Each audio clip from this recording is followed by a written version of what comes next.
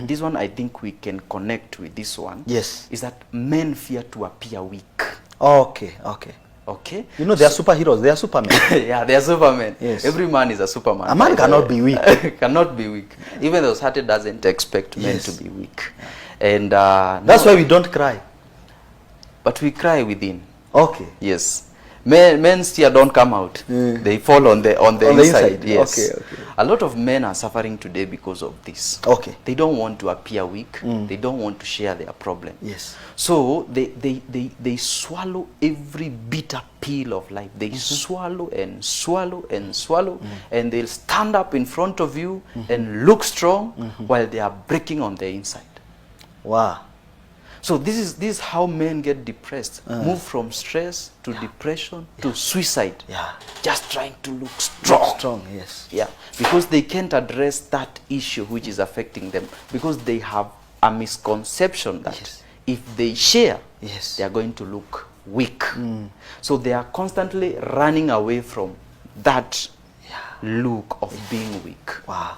It's a very deep problem, especially in our society today, because our fathers, we can say our fathers or the fathers before us, were men who seemed to be dictatorial, and extremely strong. So you are raised in such an environment of tough guys, rude guys, guys who could beat their wives and all that.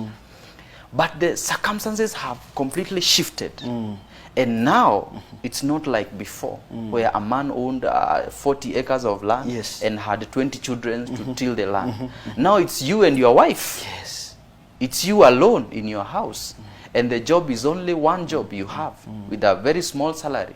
So when things are tough on you, can you open up as a man? Can you share with even a fellow man? It doesn't. You don't look weak by sharing. It's just a misconception that has come from because of the culture we've had. If you look at a lot of white guys, they usually even break down. They cry. And it's not an issue with their culture. It's really not an issue to see a man tear down. But in our African culture, a man tearing down, even the women will accuse him for... He is crying like a woman. He's crying like a woman.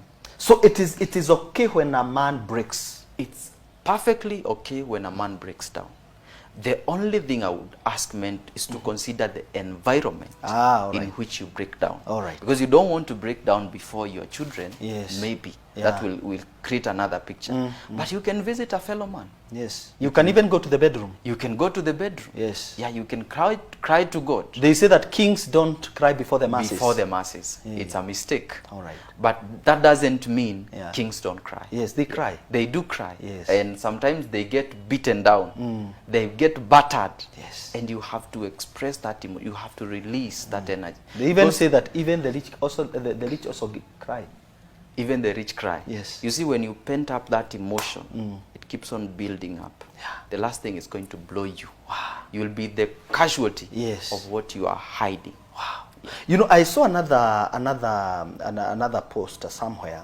It was actually a statement. It was a pictorial kind of image. It was an image that was read of a lion, a very thin lion, actually a starving lion.